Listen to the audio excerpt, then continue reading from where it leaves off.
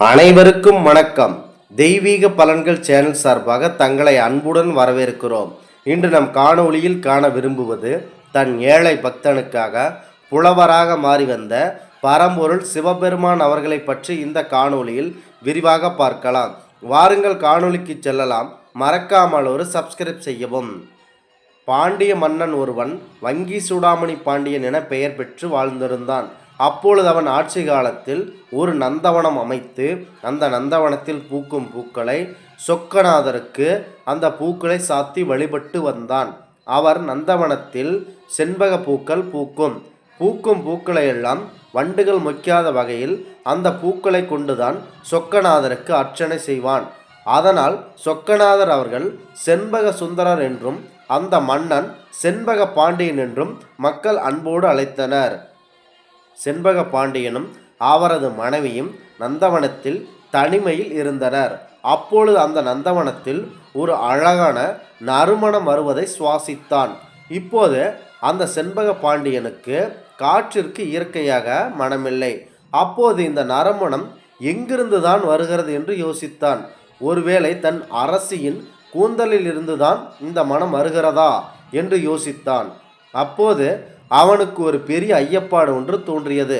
அதற்கு அடுத்து பெண்களின் கூந்தலுக்கு இயற்கையிலேயே மனம் இருக்கிறதா அல்லது நறுமண பொருட்கள் மற்றும் பூக்களை பெண்கள் சூடிக்கொள்வதால் இவர்களுக்கு மனம் உண்டாகிறதா என்ற ஒரு பெரும் ஐயப்பாடு தோன்றியது. உடனே தன்னுடைய சந்தேகத்தை தன் மகாராணியான அரசியிடம் கேட்டார் மகாராஜா. அதற்கு அரசியோ, தங்கள் இருக்கும் தமிழ் புலவர்களை கேட்டு தெரிந்து கொள்ளுங்கள் என்று கூறினார்கள். அதற்கு பாண்டிய மன்னன் அவர்கள் 1000 பொற்காசுகளை கொண்ட ஒரு முடியை அவரின் தமிழ் சங்க மண்டபத்தின் முன் கட்டி தொங்கவிட்டார்.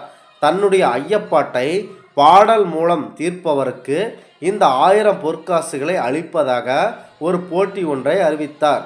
செண்பக பாண்டிய மன்னன் அவரின் அவை புலவர்களால் கூட அவரின் ஐயப்பாட்டை தீர்க்க முடியாமல் சிக்கி தவித்தனர். அப்பொழுது தீவிர சிவபக்தர் ஒருவர் தர்மியாவார் அரசரின் 1000 பொற்காசு முடியை பெற ஆசைப்பட்டார். என்ன காரணம் என்றால், இவர் ஒருவேளை உணவிற்காக மிகவும் கஷ்டப்படுவார். இதனால் இவர்களுக்கு பெண் யாரும் தர முன்வரவில்லை. இதனால் அனாதியாக தாய் தந்தையர் இல்லாமல் பெரிதும் வருத்தப்பட்டு கொண்டு இருந்தான் தர்மி. அப்பொழுது அரசரின் இந்த அறிவிப்பு தர்மியின் மனதில் ஓடிக்கொண்டிருந்தது. உடனே சொக்கநாதர் அவரிடம் சென்று, அப்பனே, செண்பக பாண்டியனின் ஐயப்பாட்டை தீர்ப்பவருக்கு 1000 பொற்காசுகளை தருவதாக செண்பக பாண்டியன் அறிவித்துள்ளான். ஆனால் நீங்கள் தான் எனக்கு உதவ வேண்டும் என்று. எனக்கோ பாடல் ஏதும் எழுத தெரியாது என்று மனம் புலம்பி அழுந்து கொண்டிருந்தான். அப்பொழுது சொக்கநாத ரூபத்தில் இருந்த பரம்பொருள் சிவபெருமான் அவர்கள் தன் பக்தன் அனாதியாகவும் திருமணம் ஆகாமல் கஷ்டப்பட்டு கொண்டு இருக்கிறானே என்று கஷ்டப்பட்டு கொண்டு தன்னிடம்தான் வந்து என்னை அப்பனாக நினைத்து கொண்டு வந்து அழுகிறானே என்று இறைவன் அவர்கள் ஒரு புலவர் போல தர்மி முன் தோன்றி அதற்கான பாடலை எழுதி அவரிடம் கொடுத்துவிட்டு, இந்த பாடலை கொன்று செண்பக பாண்டியன் மன்னன் அவர்களிடம் கொடுங்கள், கண்டிப்பாக உங்களுக்கு பரிசு தருவார் என்று சிவபெருமான் அவர்கள் கூறுகிறார். அந்த பாடலை பெற்றுக்கொண்ட தர்மி அவர்கள் நேரடியாக செண்பக பாண்டியனிடம் சென்று, உங்களின் ஐயப்பாட்டை தீர்க்கும் பாடலை நான் கொண்டு வந்திருக்கிறேன் என்று கூறினார். உடனே அந்த பாடலை வாசிக்குமாறு செண்பக பாண்டியன் தர்மியிடம் கூறுகிறார். கொங்குதேர் வாழ்க்கை அஞ்சிரை தும்பி காமன் ஜவ்வாது கண்டது மொழிமோ, பைலியது எளிய நட்பின் மயிலியர் சிறியற்று அறிவை கூந்தலின் நரியவம் உளவோ நீ அறியும் பூவே என்று தர்மி அவர்கள் இறைவன் கொடுத்த பாடலை செண்பக பாண்டியனிடம் வாசித்து காண்பித்தான். அந்த பாடலின் கருத்து, பெண்களின் கூந்தலுக்கு இயற்கையாக வாசனம் உண்டு என்பது அந்த பாடலின் உட்கருத்து இருந்தது. இந்த கருத்தை அறிந்து கொண்ட செண்பக பாண்டியன் பெருமகிழ்ச்சி அடைந்து தருமிக்கு 1000 பொற்காசுகளை கொடுக்க உத்தரவிட்டான்.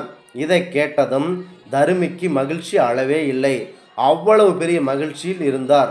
அப்பொழுது தலைமை சங்க தமிழ் புலவராக நக்கீரர் அவர்கள் இந்த பாடலில் சொற்குற்றம் ஒன்றுமில்லை, பொருள் குற்றம் இருக்கிறது. ஆகையால் நீங்கள் தருமிக்கு பரசு வழங்க வேண்டாம் என்று தடுத்தார் நக்கீரர். இதனால் தருமியின் பாடல் அவரிடமே கொடுத்து தருமியை வெளியேற்றும்படி கூறினார்கள். இதனால் மனமுடைந்த தர்மி அவர்கள் சொக்கநாதர் அவர்கள் இருக்கும் இடத்திற்கு வந்தார். குறையுள்ள பாடலை என்னிடம் கொடுத்து விட்டானே என்று சொக்கநாதர் அவர்களிடம் கூறிக்கொண்டு அழுது புலம்பினார். உங்கள் இடத்தில் இருக்கும் எவனோ ஒரு புலவன் என்னிடம் இந்த தவறான பாடலை கொடுத்து விட்டான் என்று சிவபெருமான் தான் கொடுத்தது என்று தெரியாமல் அவரிடமே புலம்பி தீர்த்தான். மீண்டும் புலவர் ரூபத்தில் தோன்றிய சிவபெருமான் அவர்கள் தருமியிடம் நடந்ததை கேட்டு தெரிந்து கொண்டு தமிழ் சங்க மண்டபத்துக்கு தருமியை அழைத்து கொண்டு நேரே சென்றார். சொக்கநாதர் வடிவில் இருந்த புலவர் அவர்கள் அங்கு இருக்கும் அனைவரிடமும் யார் என்னுடைய பாட்டில் குற்றம் இருப்பதாக சொன்னது என்று சிங்கம் போல கர்ஜனை செய்தார். அப்போது நக்கீரர் அவர்கள் உம்முடைய பாட்டில் சொற்குற்றம் ஒன்றுமில்லை, பொருட்குற்றம் இருக்கிறது. அதனால் நீங்கள் கூறிய கருத்து தவறு என்று கூறுகிறார். அதாவது பெண்களின் கூந்தலுக்கு இயற்கையாக நறுமணம் இல்லை என்று கூறுகிறார் நக்கீரர் அவர்கள். அதற்கு பரம்பொருள் சிவபெருமான் அவர்கள் தன்னுடைய பார்வதி தேவியின் கூந்தலுக்கும் கற்பு கரசியாய் விளங்கும் தேவலோக பெண்களுக்கும் மற்றும் அதிக சக்தி கொண்ட பெண்களுக்கும் இயற்கையில் மனமில்லையா என்று சிவபெருமான் அவர்கள் கேட்டார். அதற்கு நக்கீரர் அவர்கள் நான் தினந்தோறும் வணங்கும் சிவபெருமானின் இடப்பக்கம் அமர்ந்திருக்கும் பார்வதி தேவியின் கூந்தலுக்கே மனம் கிடையாது என்று வெகு செருக்கோடு கூறினார். இறுதியில் நக்கீரர் இவ்வாறு கூறிக்கொண்டே இருக்கிறானே என்று வந்தது இறைவன் என்று உணர்த்தும் வகையில் நெற்றிக்கண்ணை திறந்து காட்டினார். அப்பொழுது வந்தது இறைவன் என்று தெரிந்து கொண்ட நக்கீரர் இயற்கையில் பெண்களின் கூந்தலுக்கு மனம் இல்லை என்று மீண்டும் மீண்டும் வாதிட்டார். இப்பொழுது சொக்கநாதர் ரூபத்தில் எழுந்தருளி நான் என் பத்தினியின் ரூபத்தில் இருக்கும் தேவியின் கூந்தலில் வாசத்தை நானே அறிந்திருக்கிறேன். ஆதலால் நக்கீரா, எல்லாம் தெரிந்தவன் போல எதிலும் குற்றம் கண்டுபிடித்து கொண்டு இருக்கிறாயே, உன்னை விடமாட்டேன் என்று மூன்றாவது நெற்றிக்கண்ணில் நக்கீரனை தீப்பிழம்பால் சுற்றி எரித்தார். அப்பொழுது நக்கீரருக்கு மோட்சம் தரும் வகையில் பொற்றாமரை குளத்தில் அவரை மீட்டு எடுத்துவிட்டு அங்கிருந்து பரம்பொருள் சிவபெருமான் அவர்கள் சென்று விட்டார். சொக்கநாதர் சொன்னதை ஏற்றுக்கொண்ட புலவர்களும் மற்றும் பாண்டிய மன்னனும் அந்த 1000 பொற்காசுகளை தருமிக்கே கொடுத்து விட்டனர். இதனால் என்ன தெரிகிறது என்றால், தன் பக்தனுக்காக எந்த நிலையிலும் வந்து சிவபெருமான் அவர்கள் வாதாடி அவருடைய கஷ்டங்களை தீர்த்து அவருக்கு நன்மை செய்வார் என்று இந்த இடத்தில் தெரிகிறது. இந்த 1000 பொற்காசுகளை பெற்றுக்கொண்டவர் தர்மி அவர்கள் நல்ல திருமண பெண்களை மனம் முடித்து கொண்டு நல்ல புதவனை பெற்றுக்கொண்டார். தெய்வத்தோடு துணை பெற்று நன்கு வாழ்ந்து வந்தார். சிவபெருமான் அவர்கள் இந்த திருவிளையாடலை எதற்காக நடத்தினார் என்றால், நடுநிலை வகித்து கொண்டிருப்பவர்கள் யாருக்காகவும் எந்த ஒரு சூழ்நிலை வந்தாலும் உன்னுடைய உண்மையை கூற வேண்டும், அதாவது நடுநிலை மாறக்கூடாது என்று கூறுகிறார். மேலும் தனக்குத்தான் எல்லாம் தெரியும் என்ற ஒரு ஆணவமும் மனிதர்களிடம் இருக்கக்கூடாது என்பதை உணர்த்தினார்.